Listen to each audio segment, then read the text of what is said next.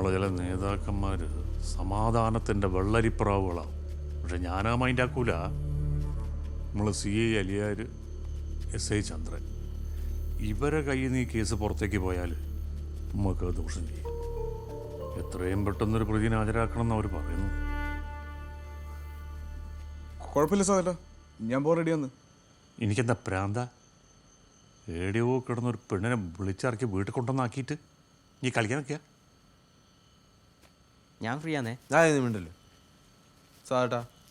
ഞാൻ ഒരു കാര്യം പറഞ്ഞാൽ അധിക പ്രശ്നമായിട്ട് തോന്നട്ടെ. ഇവിടെ ഞാൻ ഒഴിച്ച് ഇവരൊക്കെ അകത്ത് കിടന്നുണ്ട്. ഇവർ കണ്ണൂർ ജയിലിലെ അനുഭവങ്ങളൊക്കെ തള്ളുമ്പോൾ ഞാൻ ഒന്നും ഒരു മറ്റോനെ തൊള്ളലേക്ക് കുത്തിരിക്കലാണ് പതിവ്.